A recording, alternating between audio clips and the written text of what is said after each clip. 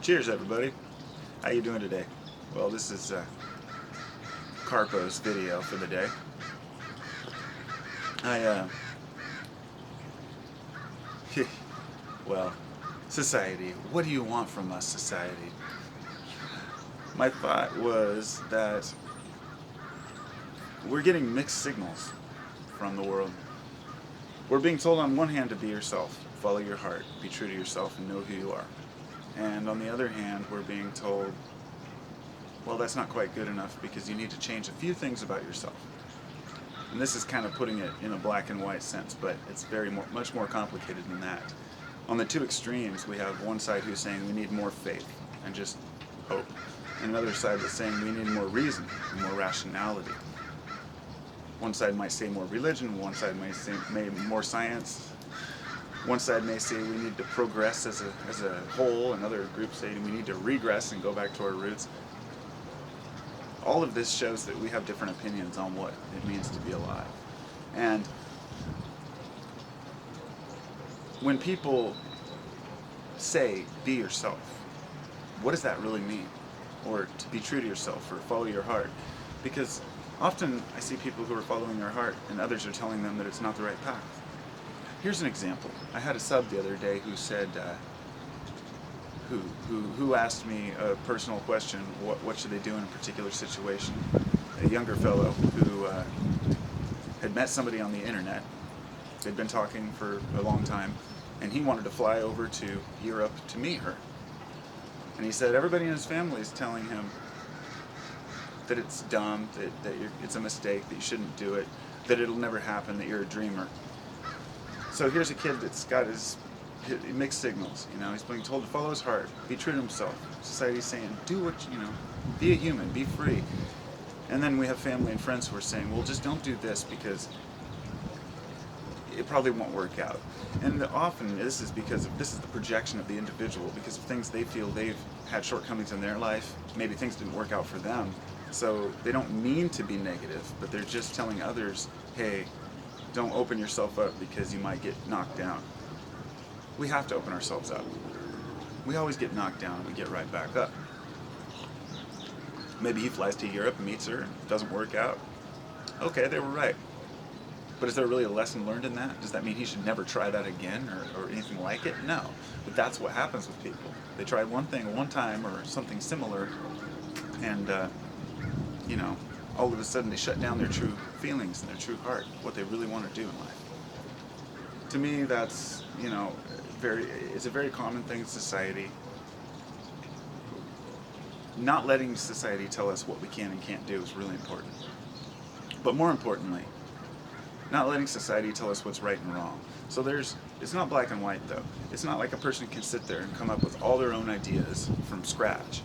Because no matter who you are and how independent of a thinker you think you are, all of your ideas are based on your exposure in this world, what you've learned, everything. If you don't believe in a particular thing, it may be because it was pushed upon you. If you do believe in a particular thing, maybe it's because you've seen how it's worked for other people or society in general. But I think that when we try to step too far outside the box and become too independent, then that can cause us problems. But it's this fine balance between knowing who you are and understanding that society works a certain way. We keep each other in line. If we didn't, then we'd be rampant in our thoughts and ideas and we'd never know what to do. To me, it's amazing that society functions the way it does. And I know there's a lot of problems, and I know that there are a lot of shortcomings to modern society. I mean, we're way overpopulated. Doom and gloom is right around the corner. Anything could happen. But it's just like when I'm driving down the street in the freeway in a rush hour traffic and I see thousands and thousands of cars all moving around and weaving and how many accidents do you really see? Maybe one or two fender benders, if that. To me, it's we're moving in unison, although we're not being aware of each other. We have a way of making things work. And to tell you the truth, considering the Industrial Revolution and how young we are in this world, I feel like we're all kind of fools. We're all learning how to use these new toys, if that makes sense, and understanding how to make life work for everyone, not just for the individual. So I guess I do have a certain faith that humanity makes the right decisions, that in our heart, maybe not as individuals, but as a whole, that we'll take the right path. And there's there'll be a lot of hardships, of course, but that's what being alive is all about. This all goes back to the whole balance principle. You don't understand the good times unless you understand the bad times.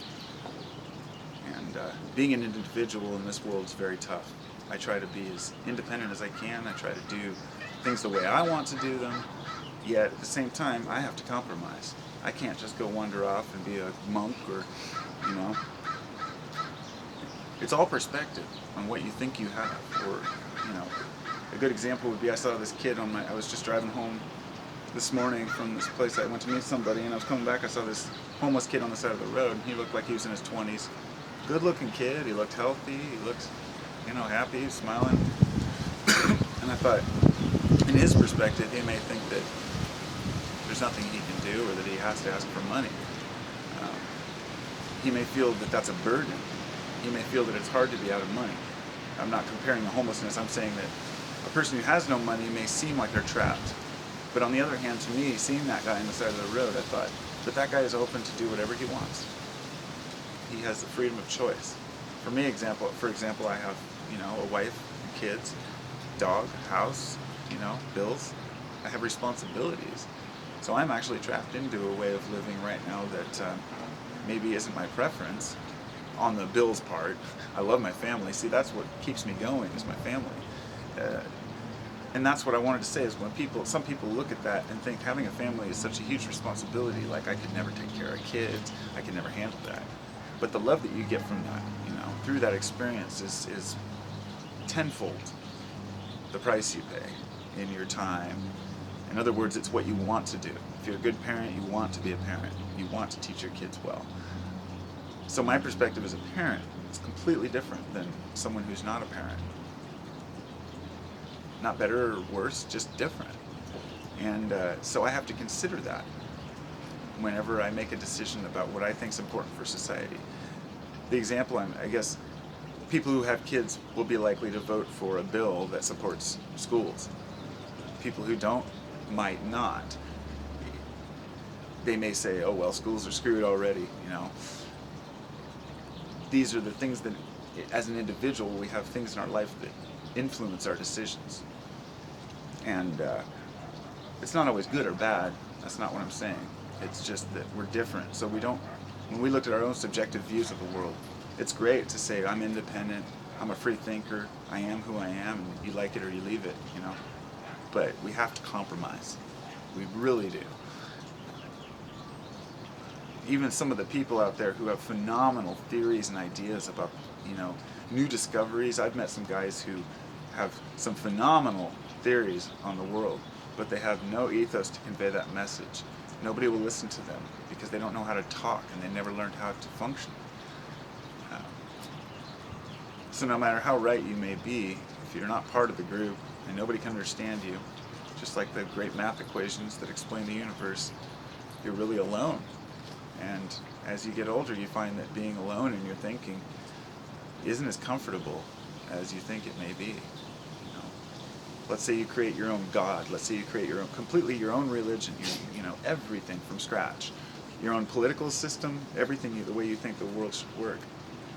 The world will resist you because the energy of humanity is working in a different direction, if that makes sense. And separating from humanity just, I don't know. I guess that's an independent choice, Plenty of people like to do it. There are Buddhist monks who went up and lived their lives in solitude, and that's great for them. If everyone did that, humanity would end, because we'd have no children, we'd have no parents, we'd have just monks. But if nobody did it, then all we'd have is just an overloaded world of way too many kids. If everybody wanted to just keep having kids,